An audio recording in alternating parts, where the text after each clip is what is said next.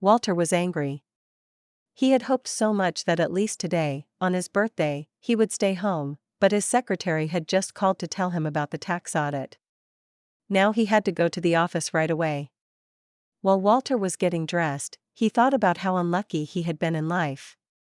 No, he was young, healthy, and rich, of course, but all this did not bring him happiness.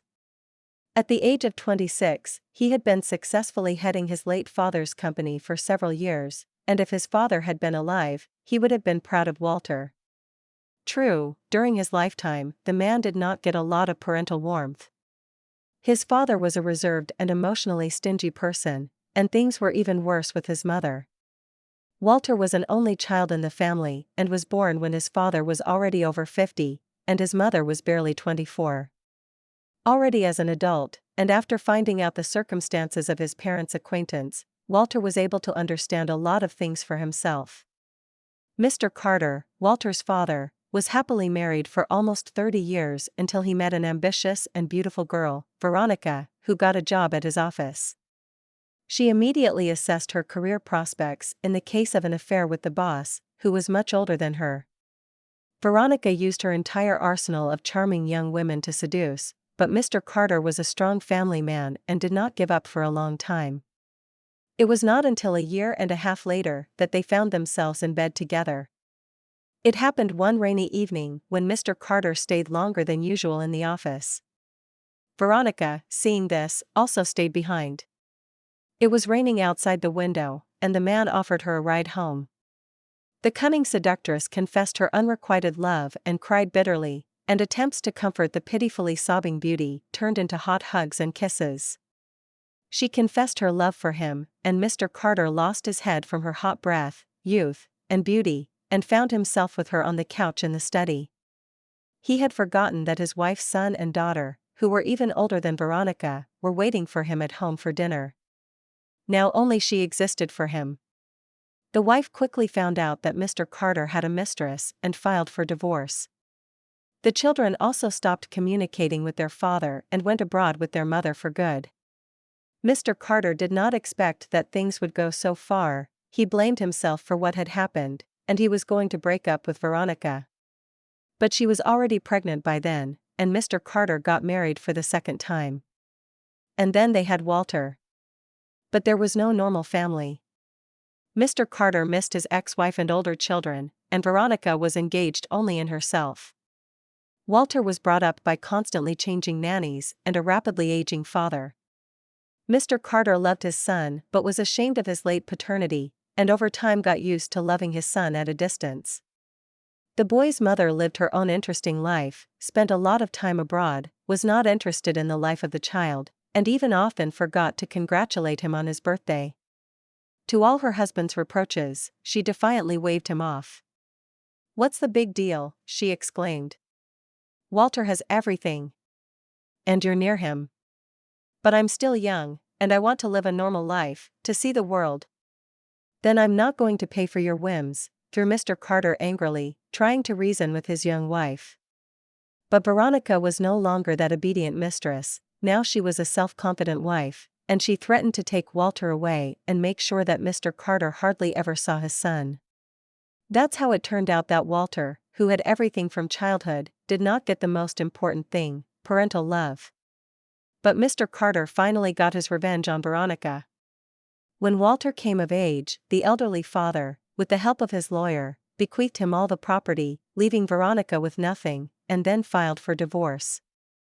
As soon as the woman found out, she tried to appeal to her son in the hope that he would support her, but Walter felt no love for this woman who was a stranger to him and refused her. Since then, they have not spoken to each other for several years.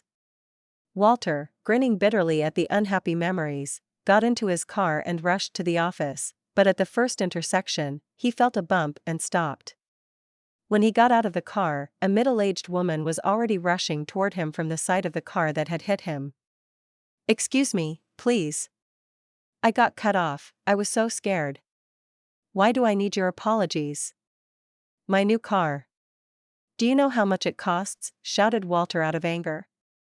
The woman looked at the man pleadingly and asked him not to call the inspector. It turned out that she had forgotten her license at home, and the insurance ran out long ago. The woman said that her name was Anna. She lived alone, without a husband, with 4 children, and they were just now in the car with her. Walter was so enraged by what he heard, and all he did was yell curses at the woman. He went over to the car and looked inside. There were children in the back seat, 2 twins about 3 years old, a boy about 6, and a school-aged girl. The woman handed Walter a piece of paper with her address, tearfully asked him to realize her situation, to solve everything amicably, and she promised to reimburse all expenses gradually. Gradually? Well, no. Bring me the money today. And to speed you up, I'll take him, sharply shouted Walter, opened the car door and led the boy out by the hand. Charlie? No, please. You have no right. I will report you to the police, the woman thrashed hysterically, but Walter was relentless. He reminded the woman that silence in this situation was in her interest, and warned her that he had good connections with the police and not only, so the best thing she could do was quickly find the money. Then he gave her his card and, without giving the woman a second thought, he put the child in the car and drove away. Charlie sat quietly in the car, looking apprehensively at Walter, who, burning with anger at the whole world, angrily drove the car in the direction of the car service center. After telling the boy a few minutes later that they would have to leave the car and continue by cab, he heard a pathetic sob, "I want to go to my mommy." Why do you need such a mother? You can grow up and live a normal life without your mom. Okay, don't worry, I'll finish my business and take you home. I may have overreacted, Walter said less sternly. Where were you going? From Daddy, answered Charlie, still sobbing. Walter was surprised, because the woman claimed to be raising children without a husband. But when he tried to find out the father's address to solve the problem with him, Charlie said that his father had died, and they were on their way from the cemetery. When Walter heard this, he suddenly felt a strange pity for the child. He wanted to do something to please the boy and, leaving the car at the service, the man suggested that Charlie stop by a cafe. But the boy sobbed again and once more asked to take him to his mother. Walter tried to persuade the child, telling him what delicious cakes were made in the cafe, but Charlie refused, explaining that he was not used to eating alone, not sharing with his mother, sister, and brothers. Walter was surprised by Charlie's love for his family because he hadn't such feelings. It's all nonsense, Walter muttered angrily, in this life, every man for himself. Is your mother any good? Why didn't she even call once? So, is that how she worries about you? The boy looked at Walter with all his eyes, but did not understand what he was saying and asked again to take him to his mother. Walter himself did not understand what came over him and regretted that he had taken the child. They stopped at a cafe, where Walter bought Charlie lots of cakes so he could treat the whole family, and then they drove to the address left by Anna. You know, Charlie, Walter said suddenly, as they drove up to the shabby house, it's my birthday today, and no one remembered. That's how it happens in life. The boy looked intently at Walter and turned away to the window when he saw the outline of his family home. Charlie jumped out of the car and ran as fast as he could to his mother, who had already run out to meet him. Anna hugged and kissed Charlie, said something, stroked his head, bursting into tears, and then looked at Walter. Thank you for returning my son to me. I almost lost my mind. I called you, and you didn't answer the phone. Walter looked at his phone and noticed with annoyance that it was on silent mode, and there were over 30 missed calls from Anna. Anna called him into the house to give him some of the money she had been able to borrow from a neighbor and told him that she was already collecting everything she could sell to pay him back. Mom, Charlie suddenly whispered loudly, it's Walter's birthday today, and everyone has forgotten about this. Well, it can't be, muttered Anna and offered again to go into the house. I'll put the kettle on. Honestly, we only have plain cookies for tea, but I'll open the raspberry jam. Let's join us, Walter. Well, we have cakes with us, he said quietly, blushing for some reason. Anna's house was poor, but very clean. The children, when they saw Charlie, rushed to him and hugged him. Walter's heart ached. He gave the cakes to Charlie so that the boy could treat everyone. Charlie thanked Walter and took the package to the kitchen, where everyone took one for himself and put the rest on a plate to treat their mother. Seeing that, Walter had a lump in his throat, and meanwhile, Anna poured tea for everybody and started to talk about her family. Earlier, when her husband was alive, they lived well. They had their apartment. He worked in a tannery, and she worked as an educator. At first, they had a daughter, Lisa, and her father loved her very much, but dreamed of a son. Then Charlie was born, followed by twins, who although not planned, but still very much loved. And then her husband fell ill.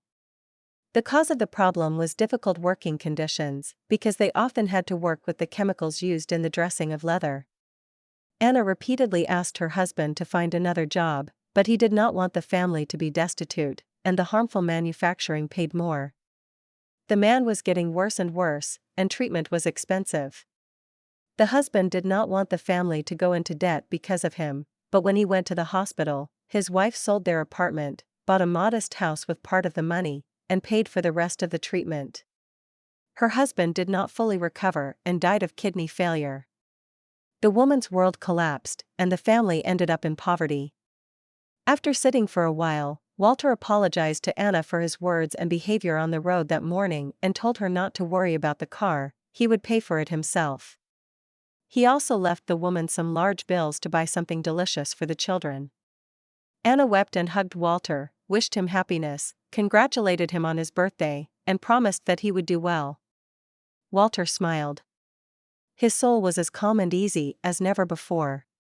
He was about to call a cab, and when he took out his phone, he saw several missed calls again, but this time from work. Calling back, he heard the anxious voice of the secretary, who asked why he was still missing.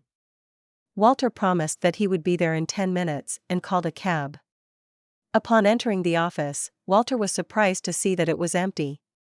Then he opened his cabinet door, and suddenly, the music started to play and confetti fell on him from all sides, and the office employees sang a specially prepared song. On the table, between the champagne and appetizers, was a huge cake. "Happy birthday, boss," the secretary said when the song was finished. "Sorry about our prank, there's no tax audit. It's just that you said you weren't coming today, and we've already prepared everything." Walter was touched. He in no way expected such attention to himself. Out of joy, he immediately announced that tomorrow evening he would invite everyone to the party at the restaurant. Then they all joked and laughed together for another hour, and when Walter got into a cab to go home, he saw the missed calls on his phone again. It was the number of Isabella, his ex-girlfriend, whom he had been dating for a long time but had broken up with 6 months ago. The reason for the breakup was in himself. And Isabella. She loved him and forgave him everything. And now she must have remembered that it was his birthday and called him herself. For the first time since the day of the breakup. All these thoughts whirled through the man's head, and he gave the cab driver Isabella's address. When she opened the door, she gasped and covered her rounded belly with her hands embarrassedly. Walter, stunned, whispered, "Isabella, please excuse me everything. This is my baby, isn't it?" "Mine?" "Yes," she nodded, "your son." The next day at the restaurant, celebrating their birthday with their coworkers, Walter proposed to Isabella. Before that, he stopped by Anna's house, took her children's presents, food, and toys, and handed the woman the keys to a brand new minivan, saying that such a big family needed a proper car. "And by the way, the insurance is taken care of, too," Walter winked. "Thank you, for everything," Anna whispered, weeping with happiness.